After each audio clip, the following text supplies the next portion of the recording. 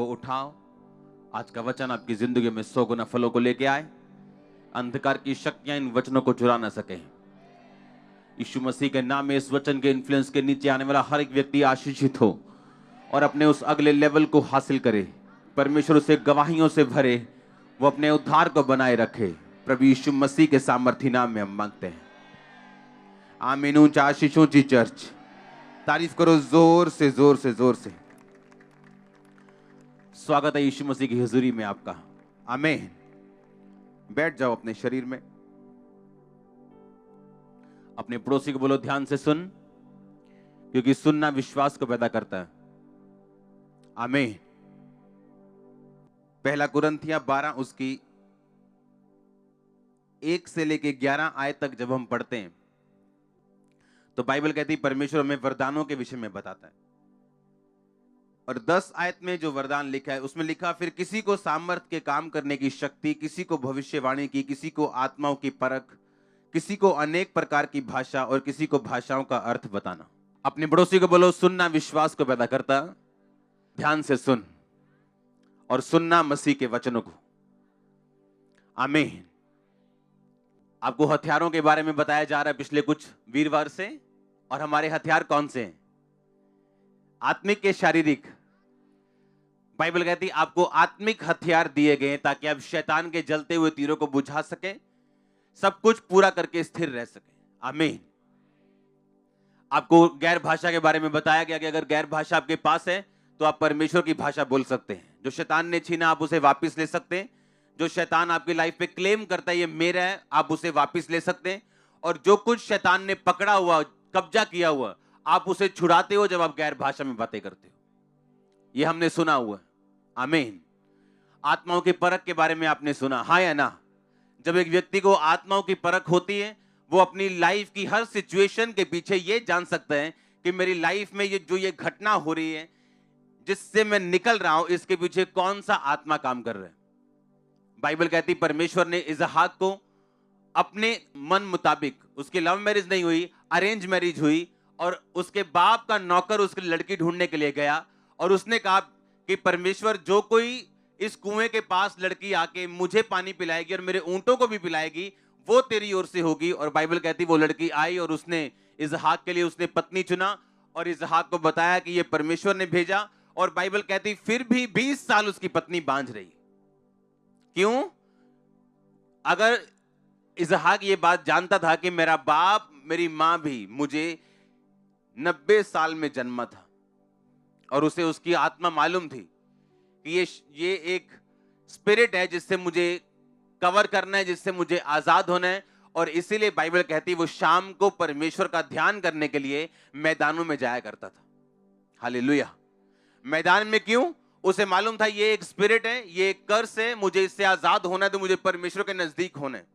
मैं वो गलती नहीं करूंगा जो मेरे बाप ने की कि इश्माइल को पैदा कर दिया। मैं उस पवित्रताई पे और परमेश्वर की प्रतिज्ञा पे खड़ा रहूंगा और उस आत्मा को फॉलो नहीं करूंगा जो गलत आत्मा को मेरे बाप ने फॉलो किया, और जो सही आत्मा को मेरे बाप ने फॉलो किया, जो गलती उसने नहीं की, मैं उसको अब फॉलो करूंगा, आमीन। आपको समझ आ रही कि नहीं? जब आपको अपनी लाइफ की सिचुएशन के पीछे आत्माओं की परख होती है, आप समझ जाते कौन सा आत्मा काम कर रहा है।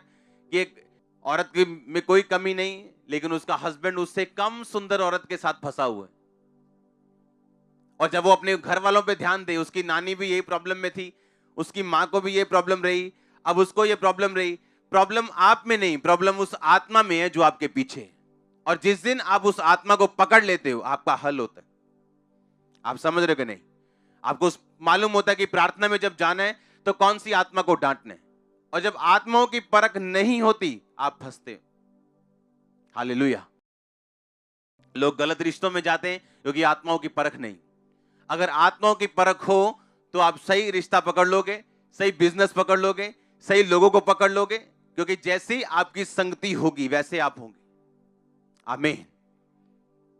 प्रभु यीशु मसीह जिस चेले को बोल रहे थे कि मैं तेरे पे कलीसिया बनाऊंगा, मैं तुझे महान करूंगा, तू सबका प्रधान होगा, सबका तू अगुवा होगा, 5 मिनट बाद उसी चेले को बोल रहे थे, ओए शैतान, मेरे सामने से दूर हो, तो मेरे लिए ठोकर का कारण है। जब उस चेले ने बोला था परमेश्वर तेरे साथ कभी ऐसा ना हो तू की क्रूस उठाए, यीशु मसीह ने कहा शैतान, तो मेरे लिए क्या है? ठोकर का कारण है। आत्माओं को परखना, जब आप आत्माओं को नहीं परखेंगे हम सफर करेंगे। क्रिश्चियन लोग भी सफर करेंगे। एक अच्छा फौजी भी मर जाता है अगर उसके पास हथियार ना दिए जाए तो, और एक बुरा फौजी जीत जाता है जो हथियारों के साथ लड़ता है। आप समझ रहे मेरी बात को? एक क्रिश्चियन होने के नाते, एक मसीह होने के नाते परमेश्वर ने आपको अकेला नहीं छोड़ा, निहत्था नहीं छोड़ा। बाइबल कहती परमेश्वर ने आपको आत्मिक हथियार दिए हैं ताकि आप उन हथियारों का इस्तेमाल कर सकें, अपनी लाइफ को बेटर के बाद बेस्ट कर सकें। हाँ या ना? और परमेश्वर ने आपको अकेला नहीं छोड़ा।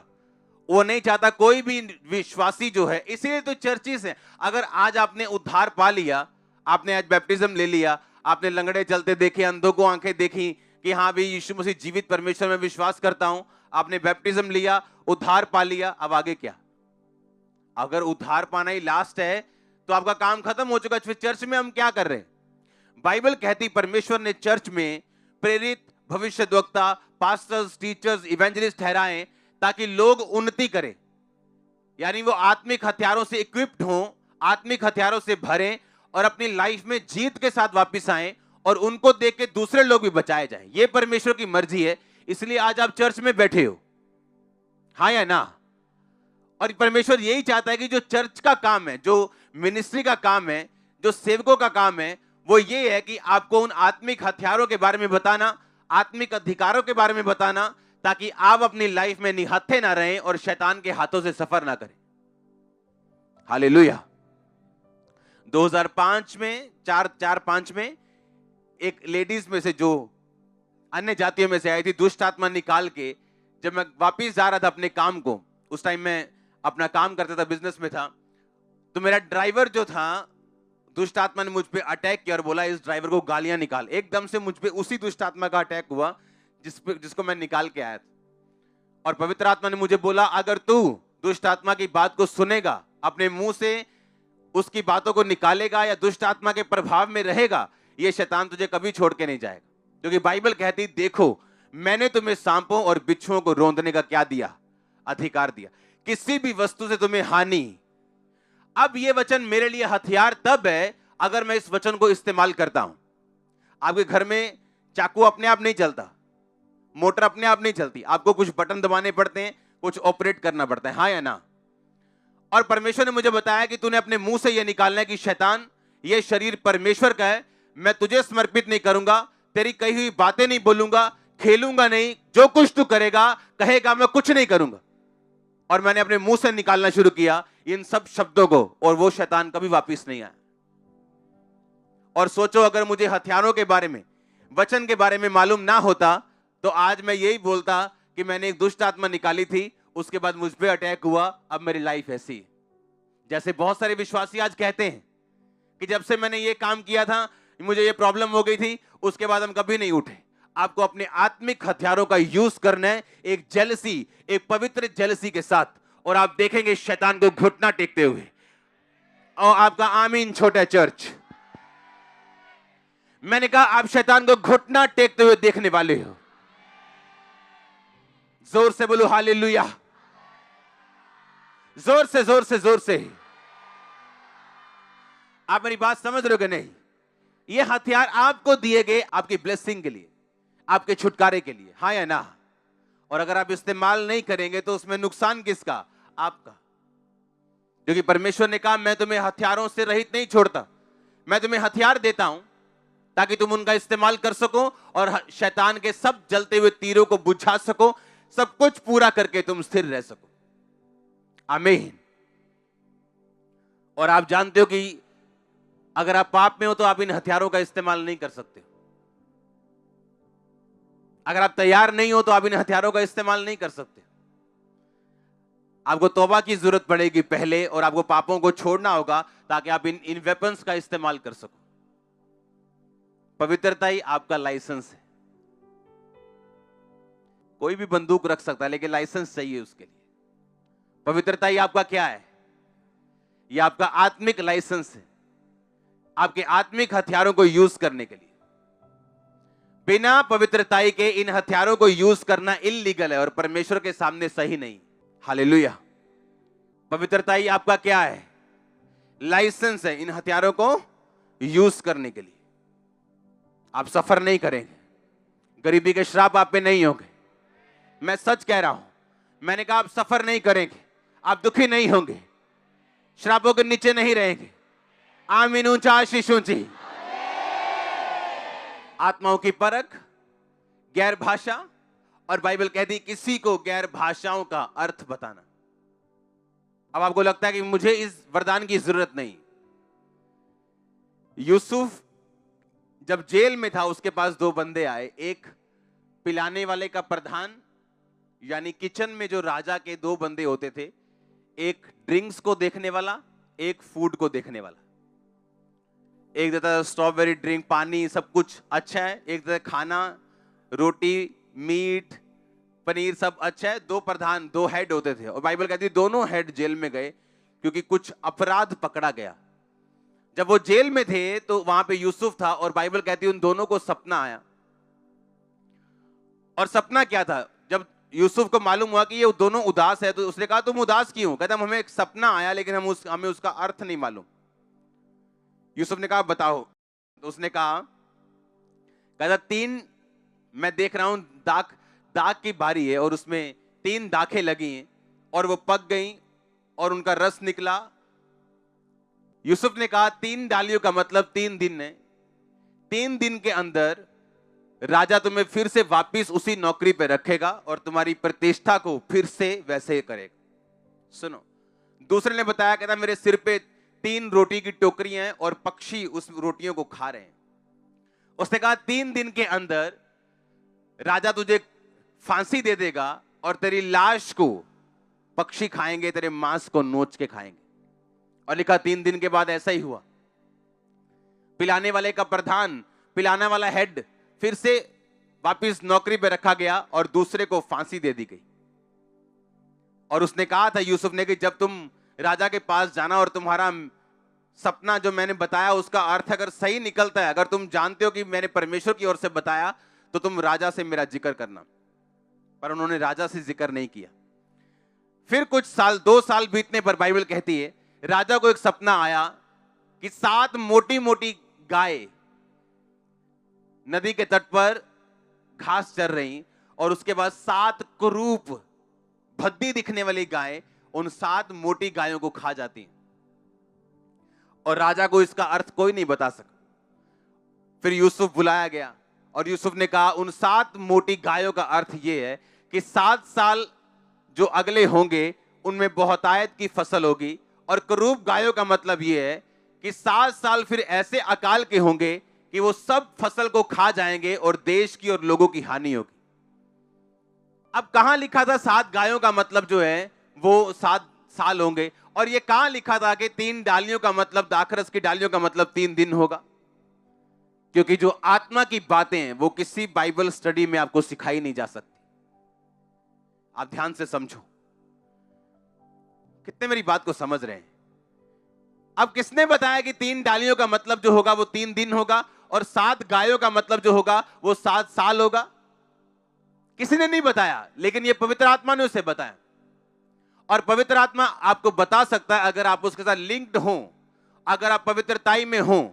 क्योंकि ये वरदान जब आपकी लाइफ में आता है, आपको अपने सपनों का अर्थ मालूम होता है, किस बंदे के साथ जाना है, कौन से बिजनेस पार्टनर के साथ जाना है, कहां पे मिनिस्ट्री को रखना है, कहां पे क्या करना है, ये वरदान आपके लिए जरूरी होता है। हमें लगता है गैर भाषाओं का अर्थ बताने का मतलब यह है कि सिर्फ गैर भाषाओं का अर्थ बताना और हमारा वास्तव की जिंदगी से, ओरिजिनल जिंदगी से इसका कोई लेना देना नहीं। पर ऐसा नहीं। हालेलुया। बाइबल बताती है कि पवित्र आत्मा का जो ये वरदान है, ये आपको लिंक करता है ऊपर स्वर्ग और नीचे धरती के साथ। आप मेरी बात समझ रहे कि नहीं? आपको लिंक करता है ये स्वर्ग और धरती के बीच में, ये एक तार को जोड़ते हैं, और आप समझ पाते हैं कि इस धरती पे क्या होने वाला है और परमेश्वर की मर्जी क्या है, और आपको आत्मिक चीजों की समझ शुरू होती। सुनो, आप कोई बिजनेस करो या आप जॉब कर रहे हो या आप घर पे हो, ये वरदान आपको बताता है कि इस हफ्ते आपका पति जो फॉरेन जाने वाला है उसको नहीं जाना चाहिए। यही वरदान आपको बताता है कि जो नया बिजनेस आप शुरू कर रहे हो आपको इस इलाके में नहीं करना है, क्योंकि परमेश्वर का आत्मा आपको दर्शनों के द्वारा, स्वप्नों के द्वारा और ऐसे चिन्हों के द्वारा आपको गाइड करता है। जब यह वरदान आपकी लाइफ में काम करता है, यह इम्पॉसिबल है आपकी लाइफ में गलत लोग जुड़ जाएं अगर यह वरदान आपकी लाइफ में काम करता हो तो। और यह एकदम से शुरू नहीं होता। आपको लगेगा एक दिन, ओह ये मेरे को सपना आया था, ये मेरे को स्वप्न आया था, ये मेरे को अंदर से लग रहा था, ऐसा मुझे महसूस हो रहा था कि ये कुछ ऐसा है, पर मैंने बात को अनसुनी कर दिया। ये स्टार्टिंग टाइम होगा, उसके आगे आप अगले लेवल पे जाओगे। उस अगले लेवल पे आपको नेक्स्ट लेवल का ये वरदान आपकी लाइफ में ऑपरेट होता जाहिर होगा। किसी ने नहीं सोचा था। आज से 15 साल पहले जब मैं लोगों से मिलता था, मैं उनको बताता था कि जब ये चर्च पैदा होगी और ये जब चर्च बड़ी होगी तो लोग मुझे टीवी पर लाइव सुनेंगे, चर्चों में लाइव टीवी पर मुझे सुनेंगे। किसी को समझ नहीं आया था। सुनो, किसी को समझ नहीं आया था कि ये ऐसा कैसे हो सकता है। यहां तो पास्टर्स खड़े हो तो लोग नहीं जाते, पास्टर्स चर्च में तो लोग नहीं जाते, बोलते हैं जी आज तो काम है जी, आज तो ये है जी। आप बोल रहे हो कि आप टीवी पे प्रीच करोगे और लोग होंगे।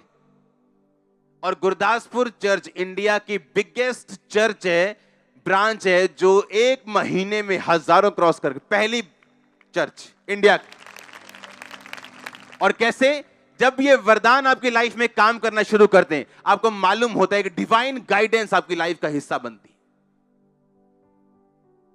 हालेलुया। और ये सिर्फ पास्टर्स को नहीं चाहिए, ये बिलीवर को चाहिए, ये ऑटो चलाने वाले बंदे को भी चाहिए और जहाज चलाने वाले पायलट को भी चाहिए। हालेलुया।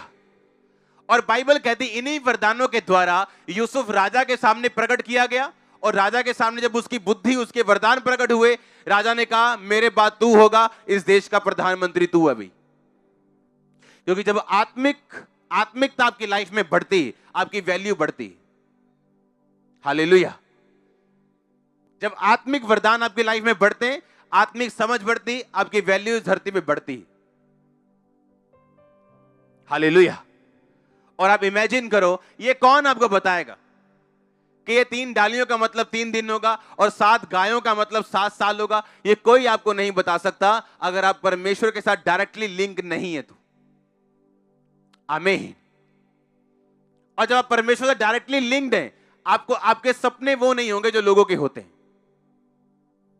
और एकदम से सब कुछ तो नहीं होगा, लेकिन जैसे जैसे आपके अंदर प्यास बढ़ती जाएगी और सपनों की और गाइडेंस की ईश्वरीय अगुवाई आपको मिले और ये वरदान आपकी लाइफ में काम करते हो, आप अपने आप को होलीनेस में भी रखोगे, पवित्रता में भी रखोगे, इन वरदानों की डिमांड भी करोगे और आपको इनका असर भी मालूम होगा ये आपकी लाइफ में क्या मायने रखते हैं। आपकी हीलिंग हो सकती है उन वरदानों से, आपके बच्चे सफल हो सकते हैं इन वरदानों से, क्योंकि ये डिवाइन गाइडेंस आपके साथ रहेगी हमेशा। आप समझ रहे कि नहीं? और ये वरदान तब काम करेंगे अगर आप परमेश्वर के साथ जुड़े हुए हैं तो, नहीं तो ये वरदान काम नहीं करेंगे। क्योंकि जो लिंक है वो स्पिरिचुअल है और पवित्रताई का है, अगर आप इन वरदानों को काम करते हुए देखना चाहते हो तो। और अभी ये शुरुआत है, मैंने कहा था ये अभी स्टार्टिंग है। गुरदासपुर चर्च एक हजारों लाखों में अभी हो रही है, ये स्टार्टिंग है। ये हर जगह होगा, पंजाब हर जगह होगा। और उस ग्रेस की मैं वेट कर रहा हूं, और कि परमेश्वर मैनिफेस्ट करे उस ग्रेस को। आप इसे हर शहर में देखने वाले, और लोग हैरान होंगे कि ये लोग एक चर्च तो सुना था, चलो गलती से शायद 40-50 हजार हो गई है ब्रांच, लेकिन दूसरी गलती से कैसी हो सकती, तीसरी कैसे हो सकती, ये 40वीं 50वीं कैसे हो सकती? ये होगा, आप देखोगे। हालेलुया। आपकी सफलता की गारंटी है अगर आप खुदाबंद के वचनों पे चल रहे हैं तो। आमीन। क्योंकि परमेश्वर ने आपको वरदानों से रहित इसलिए नहीं रखा ताकि आप लड़ सकें, जीत सकें। क्योंकि कुछ टेस्टिमनीज, आपके कुछ पारिवारिक मेंबर आपको तभी फॉलो करते हैं जब वो आपके लाइफ के ऊपर परमेश्वर का एक हाथ देखते हैं। आप मानते हो कि नहीं? जब परमेश्वर का अनदेखा हाथ कुछ देखी हुई चीजों को प्रकट करेगा, वो फॉलो करेंगे आपको। इसलिए बाइबल कहती है याकूब ने अपनी पत्नियों को भेड़ बकरियों के पास बुला के बात की थी कि अभी हमको ये जगह छोड़ के जाना है। भेड़ बकरियों के पास क्यों बुलाया आपने? क्योंकि वो सब भेड़ बकरियां एक ईश्वरीय दर्शन के द्वारा, गैर भाषाओं के वरदान के द्वारा वो हासिल की गई थी। मालूम है कि नहीं? उसके बाप ने बोला था कि ये काली भेड़ें ले, काली बकरियां ले, जितने डॉट वाले बच्चे पैदा होंगे वो तेरी तनख्वाह। ऐसा हो सकता है क्या कि बंदा कहे जी वाइफ लेनी है अमेरिका तो, हस्बैंड भी अमेरिका तो ते न्याणे सानू अफ्रीका वर्गे चाहिए? हो सकता है क्या? हाँ, कि बाप काला हो मां काली हो, हम कहे नहीं बच्चा हमें पूरा गोरा चाहिए। हो सकता है क्या? नहीं हो सकता। पर बाइबल कहती जैसे जैसे वो बोलता गया कि अच्छा ये सारी काली और भूरी भेड़ बकरियां तेरी, जितने धारी वाले बच्चे पैदा होंगे वो तेरी तनख्वाह, ताकि उसको धोखा दिया जा सके। और बाइबल कहती गैर भाषा के वरदान के द्वारा वो एक सपना देखता है कि जितने बच्चे पैदा हो रहे हैं वो धारी वाले पैदा हो रहे हैं, और वैसा ही होता गया। और 10 बार मजदूरी बदली गई। अच्छा ये गलती हो गई, धारी वाले गलती से पैदा हो गए, अब डॉट डॉट वाली तेरी तनख्वाह होगी। अच्छा अब डॉट डॉट वाले पैदा हुए, अच्छा अब जो ऐसे ऐसे ऐसे वाले पैदा होंगे वो तेरी तनख्वाह। और वैसा ही होता गया जब परमेश्वर आपके साथ हो। तो आप समझ रहे कि नहीं?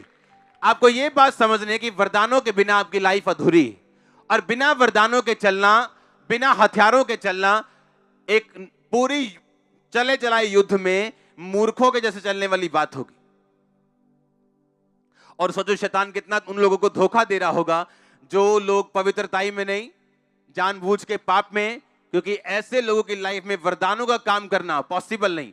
अगर वरदान काम करेंगे भी तो एंड में उनका नुकसान होगा, क्योंकि वरदान इस बात की गारंटी नहीं कि परमेश्वर आपकी लाइफ में है 100%। आप प्रभु के साथ वफादार हो, एक टाइम पे खुदावंद की प्रार्थना कर रहे हो, फास्टिंग कर रहे हो, आपको वरदान मिल जाएंगे, पर उनको वफादारी के साथ यूज करते रहना ये आपकी जिम्मेवारी। इसलिए परमेश्वर ने कहा अंत के दिन में ऐसे लोग होंगे जो कहेंगे परमेश्वर हमने दुष्ट आत्माएं निकाली, हमने चंगा किया, हमने वो किया। परमेश्वर बोलेगा मैं तुमको नहीं जानता। हालेलुया। वरदानों का होना जरूरी है, लेकिन पवित्रताई को मेंटेन करते हुए, आत्मा की जो नीड्स हैं, जरूरतें हैं, उनको मेंटेन करते हुए आप उन वरदानों का यूज कर सकते हो। आज के बाद होली स्पिरिट आपको गाइड करने वाला है, क्योंकि मैं आपको अपनी आत्मा में देख रहा हूं, होली स्पिरिट की अगुवाई के द्वारा चलते हुए एक नए बिजनेस में, एक नई जॉब में, नई लाइफ में। आमीन। ऊंचा तो आशीष आपकी है चर्च। मैं आपको एंट्री करते हुए देख रहा हूं। मैंने कहा नए रेलम में यीशु मसीह के सामर्थ्य नाम में। आमीन। ऊंचा तो आशीष ये ऊंची चर्च। मैंने कहा आमीन। ऊंचा तो आशीष ये बड़ी है चर्च। हालेलुया। जोर से बोलो हालेलुया। आपको आत्मिक वरदानों को सिर्फ समझना ही नहीं, इस पे चलना भी और इसको मेंटेन भी करना है। आमीन। आप वो सफर नहीं कर सकते, आप उन दुखों में नहीं जा सकते जो लोग बिना नॉलेज के दुखों में चलते हैं। बाइबल एक बात कहती है, कहीं नहीं लिखा धर्मी में मुसीबत नहीं आएगी। परमेश्वर ने कहा धर्मी पर भी मुसीबत आएगी और पापी पर भी मुसीबत आएगी, पर धर्मी उस मुसीबत से निकाला जाएगा। पौलुस कहता परमेश्वर मेरे शरीर पर एक कांटा चुभा, यानी उसके शरीर में एक बीमारी थी, और वो परमेश्वर से विनती करता कि परमेश्वर ये कांटा मेरे शरीर से दूर कर। क्या आवाज आती? मेरा फजल ही तेरे लिए। जिसको ये आवाज नहीं आती ना, वो टेंशन में रहता है। जिसको ये आवाज नहीं आती फिर वो बाबाओं के पास भी जाता है, क्योंकि उसे मालूम नहीं मेरे साथ ऐसा क्यों हो रहा है, क्योंकि परमेश्वर की आवाज उसे सुनाई नहीं दे रही। और पौलुस उसी बीमारी में रह के भी परमेश्वर की आवाज सुन रहा है कि मेरा फजल तेरे लिए काफी है, मेरी सामर्थ्य निर्बलताइयों में सिद्ध होती है। उस आवाज के कारण उस बीमारी में वो ठहरा रहा और बाद में चंगाई भी पाई। शाऊल की गिरावट तब शुरू हुई जब उसे परमेश्वर की आवाज सुननी बंद हो गई। अब आप देखो, परमेश्वर की आवाज सुननी है तो आपको उसके वचनों पे चलना पड़ेगा। इस दुनिया की सबसे बड़ी सेवकाइयों पे एक अगर आप गूगल करें, नजर मारें, तो कुछ चीजें आपको कॉमन नजर आएंगी। कितने साल निराशाओं में रहना, ये कॉमन चीज होगी। रिजल्ट ना भी आए तो भी फेथफुल रहना, ये कॉमन चीज होगी। वफादारी और पवित्रता, ये कॉमन चीज होगी। आप नोट कर लो। और उसके बाद जो रिजल्ट परमेश्वर ने दिए ऐसे कभी नहीं आए। जो रिजल्ट हम अपनी मिनिस्ट्री में देख रहे हैं, हमने कभी नहीं देखे। और ये शुरुआत है। ये अभी 10 बाय 10 का एक रूम बने हैं, अभी बड़े बड़े हॉल बनने, किलोमीटर लंबे। हालेलुया। आप तैयार हो वफादारी के साथ चलने के लिए? सबसे बड़ी चीज जो मैंने एक मैन ऑफ गॉड में, एक सक्सेसफुल बिलीवर में देखी, वो उसकी टेस्टिमनी नहीं है कि वो कैंसर की 4th स्टेज से आजाद, ये नहीं है। वो फेथफुल रहा है, ये चीज है वफादारी। दुखों में भी, सुखों में भी, विरोध में भी, प्रशंसा में भी, फेथफुलनेस परमेश्वर के साथ, ओबीडियंस में रहना। उसने कहा मैं तुझे सब जातियों से श्रेष्ठ बनाऊंगा, आप बेस्ट होंगे। मैंने कहा बेस्ट होंगे, आपके बच्चे बेस्ट होंगे, आपके चर्चेस बेस्ट होंगे। ओ आमीन, ऊंचा आशीष ऊंची चर्च। ये प्रभु का प्लान है आप लोगों के लिए। आप तैयार हो इस प्लान को लेने के लिए? ये परमेश्वर का प्लान, मेरा प्लान नहीं है, ये आपका प्लान नहीं है, ये परमेश्वर का प्लान है। कहता मैं तुझे बेस्ट दूंगा, मैं तुझे श्रेष्ठ दूंगा, तू सिर होगा। तो क्या आप फेथफुल रहने के लिए तैयार है? वफादार रहने के लिए तैयार है? अभी यहां एक सांप आया ना, तो आपकी वफादारी सब पता चल जाएगी। हाँ, हम वफादार तभी तक हैं जब तक मुसीबत नहीं आती। हम पवित्रताई में तभी तक हैं जब तक कोई मौका नहीं मिला। और हम तब तक चोर नहीं हैं जब तक कोई मौका नहीं मिला। अगर मौका ही नहीं मिला चोरी करने का, तो आप साबित नहीं करते आप चोर नहीं। आज लोग तब तक पवित्रताई में हैं जब तक मौका नहीं मिला। जिस दिन मौका मिल गया मन मर्जी का, उस दिन खत्म है सब कुछ। मैं सच कह रहा हूं कि नहीं कह रहा हूं? हाँ, कि ये बंदा बड़ा वफादार है जी, अच्छा फाइनेंस में ड्यूटी दे दो। वो तब तक ही बस वफादार है, उसके बाद नहीं। उसके बाद अगर वो वफादार है, वो रियल वफादार है। हाँ, बंदा बड़ा पवित्रताई में है, जब तक मौका नहीं मिला उसको मौका देके देखो। अगर तब भी पवित्रताई में, तो वो रियल पवित्रताई है। बात मौका मिलने की। पोतीफर की पत्नी पकड़ के बोलती है मेरे साथ सोना पड़ेगा तुझे, भाग गया वो। उसके लिए जेल में जाना पड़ा। उसकी पत्नी ने गलत इल्जाम लगा दिए, झूठा इल्जाम लगा दिया कि अपना कपड़ा मेरे पास छोड़ गया, मेरा बलात्कार करने आया था। तब भी उसने अपनी होलीनेस को छोड़ा नहीं। हालेलुया। आज कुछ पवित्रताई में इसलिए क्योंकि किसी ने भाव नहीं दिया, किसी ने कोई ऑफर नहीं मारा, किसी ने कुछ दिखाया नहीं। जब वो चीज आप कवर कर लोगे और उसको क्रॉस कर लोगे, आपकी लाइफ शुरू हो जाएगी। तब तक मैं आपको सच कह रहा हूं, परमेश्वर बड़ा खतरनाक है। मैं आपको सच कह रहा हूं, वो जितना हमें दिखता है प्रेम से भरा, वो है, पर वो बहुत परख और बहुत चेक करने वाला परमेश्वर।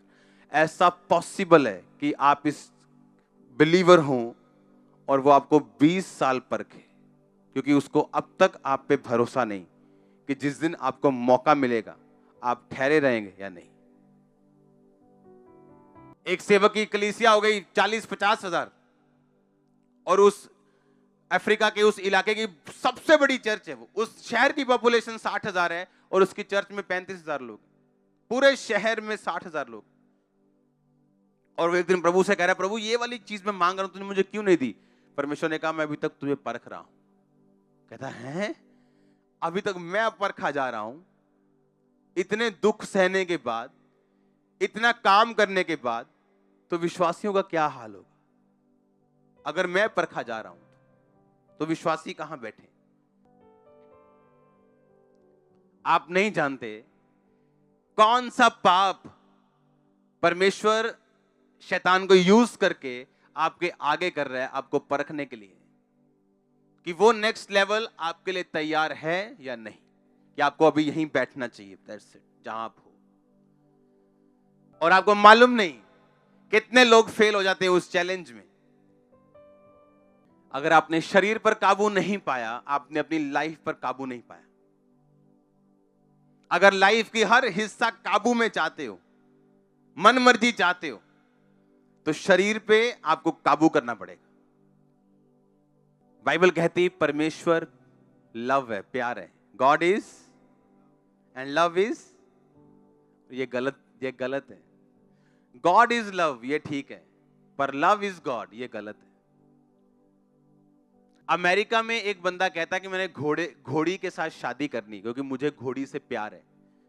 तो लव, ये लव है, तो क्या ये गॉड है? Love is God? Her love God नहीं, गॉड का एक पार्ट है, ये गॉड का एक नेचर है लव करना। पर इस लव को पूरा गॉड मत बना। आप समझ रहे कि नहीं? अब वो कह रहे नहीं जी मुझे प्यार है, प्यार खुदा है, मैंने घोड़ी के साथ शादी करनी, और उसने कोर्ट में अर्जी दी। अब आप क्या करोगे? प्यार खुदा है? उसी तरह से आजकल जो प्यार चल रहा है वो खुदा नहीं, वो शैतान है। जो खुदा वाला प्यार होगा उसमें शांति और पवित्रता ही पीछे चलेगी उसकी। अगर वो मिस कर रही तो वो शैतान है। वो आपको सबसे सुंदर क्यों ना लगे, वो शैतान है। हालेलुया। तो खुदा तो प्यार है, पर प्यार खुदा नहीं, क्योंकि अगर प्यार खुदा है तो उसे घोड़ी के साथ शादी करनी चाहिए। और उसने लिख के दिया है कोर्ट में मुझे घोड़ी के साथ शादी करनी, क्योंकि प्यार खुदा है। प्यार खुदा नहीं है, खुदा प्यार है। हालेलुया। तो आज लोग तब तक चोर नहीं है जब तक उन्हें मौका नहीं मिलता, तब तक व्यभिचारी नहीं जब तक उन्हें मौका नहीं मिलता। जब मौका मिल जाता है, अगर वो प्रूफ कर दें कि हाँ हम नहीं, तो परमेश्वर उन्हें अगले लेवल पे लेके जाने के लिए तैयार है। और याद रखो, अगला लेवल उस तरह नहीं आता जिस तरह आप सोचते हैं कि आज मेरी कमाई 30,000 है, मुझे इस 30,000 पे 2 साल हो गए, कहां है अगला लेवल 32,000 का? वो लेवल नहीं है, वो आपको पे करेगा, चाहे आपको 20 साल बाद इकट्ठा करे। ये उसका तरीका है। आप जानते हैं कि नहीं? वो आपको पे करेगा, वो आपको देगा, आपके बच्चों बाल बच्चों समेत आपको देगा। शैतान के साथ किया गया हर सौदा घाटे में रहता है, परमेश्वर के साथ किया गया हर सौदा फायदे में रहता है। शैतान का हर सौदा मीठा क्यों ना हो, कितना भी, पर वो कड़वा ठहरेगा। हालेलुया। हमें शैतान के, उसके इन्फ्लुएंस के, उसके जो धूर्तपूर्ण है, उसमें जो चालाकी है, उससे बचना है। कि प्यार क्या है? खुदा है। ये उसकी चालाकी है। प्यार खुदा नहीं, खुदा प्यार है, पर प्यार खुदा नहीं। हालेलुया। और उसकी चालाकियों से जब बचे रहेंगे तो परमेश्वर अपनी डायरी पे लिखेगा आपकी प्रार्थनाओं को, आपको उत्तर देगा, वो आपको ऊंचा भी करेगा, वो आपको सेट भी करेगा, वो बढ़ाएगा भी, शर्मिंदगियां दूर करेगा, शैतान के अटैक्स खत्म करेगा। जो कुछ आपकी प्रेयर रिक्वेस्ट है वो कहता मैं सुनूंगा और उसका उत्तर दूंगा। कहता उसने जो मुझसे स्नेह किया है इसलिए मैं उसको क्या करूंगा? छुड़ाऊंगा। मैं उसको ऊंचे स्थान पर रखूंगा क्योंकि उसने मेरे नाम को जान लिया। उसने जो मुझसे स्नेह किया, इसे याद रखो। आप रोज परखे जाते हैं और रोज आपकी मार्किंग होती है, आपके नंबर आते हैं हेवन में, उसके हिसाब से आपको आगे बढ़ाया जाता है। इमेजिन करो, आज हम 10 रुपए में अगर फूल जाएं और हम्बल ना रहे, क्या परमेश्वर आपको 11 रुपए देगा? आपका बच्चा, आपने उसको साइकिल लेके दी और वो इतनी रफ चला रहा है, इतनी रफ चला रहा है, इतना तेज चला रहा है, आप उसको स्कूटरी लेके दोगे?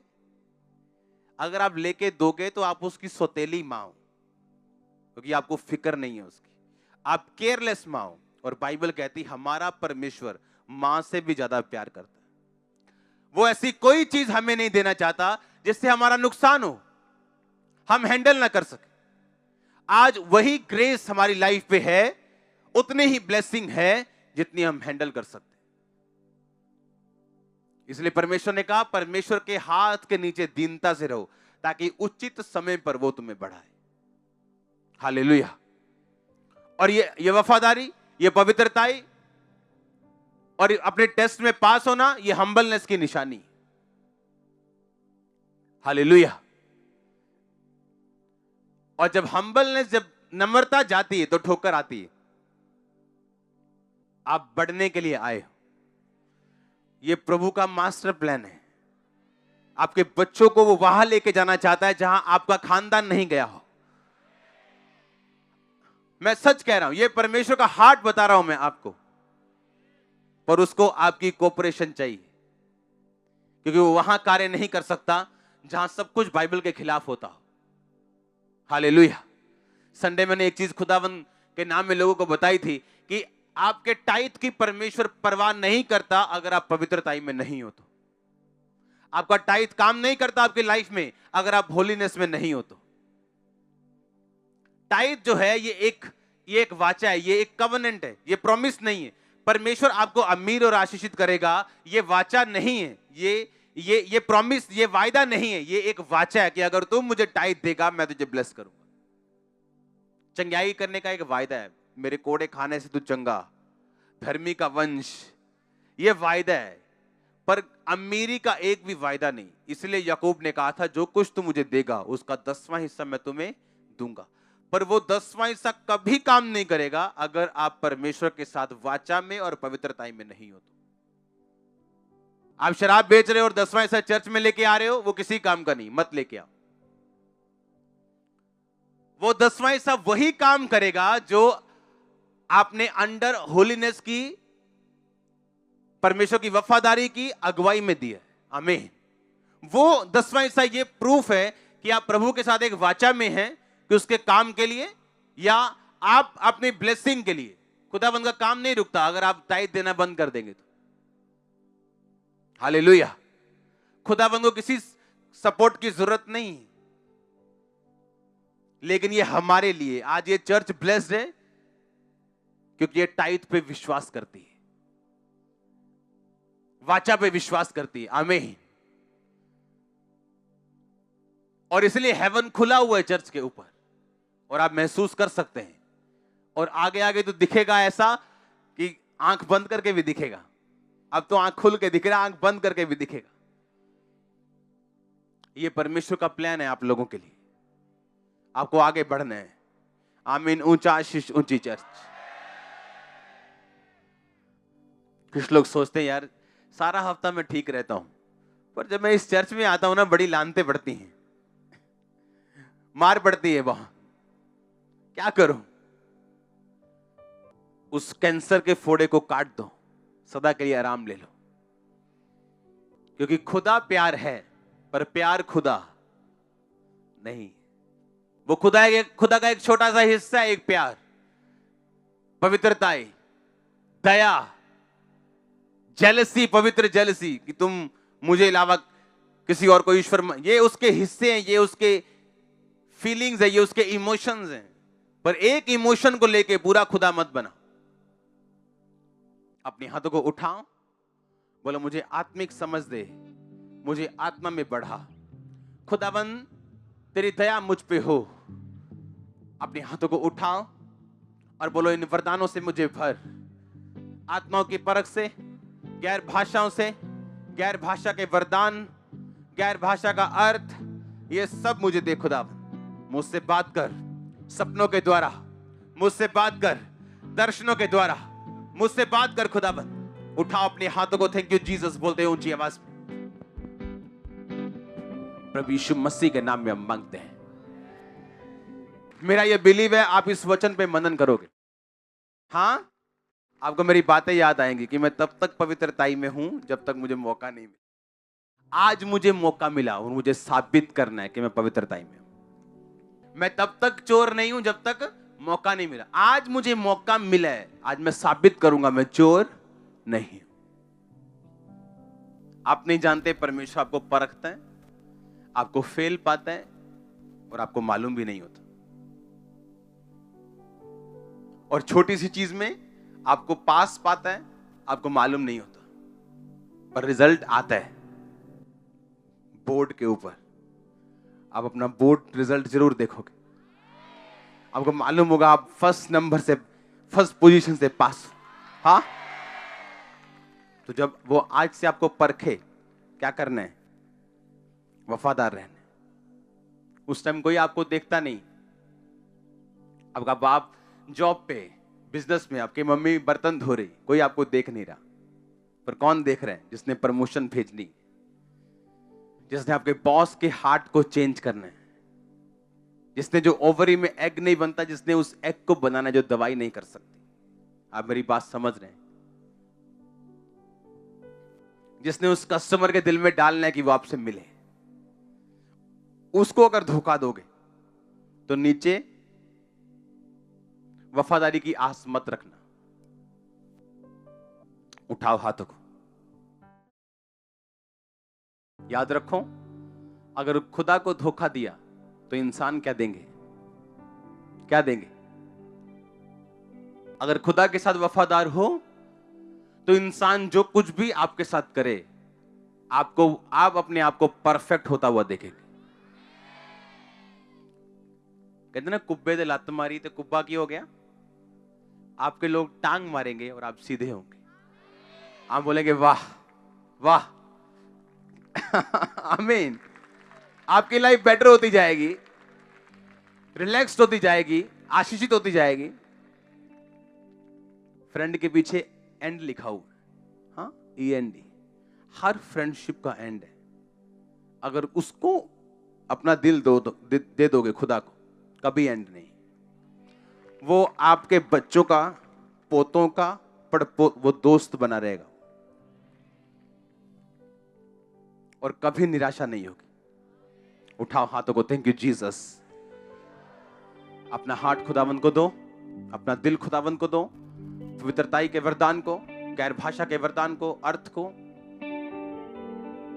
खुदावन से बात करने को मांगो और बोलो, परमेश्वर मैं अपनी लाइफ तुझे देता हूं, पापों से तौबा करता हूं, पवित्रताई में चलने का वायदा करता हूं, प्रभु यीशु मसीह के सामर्थी नाम में।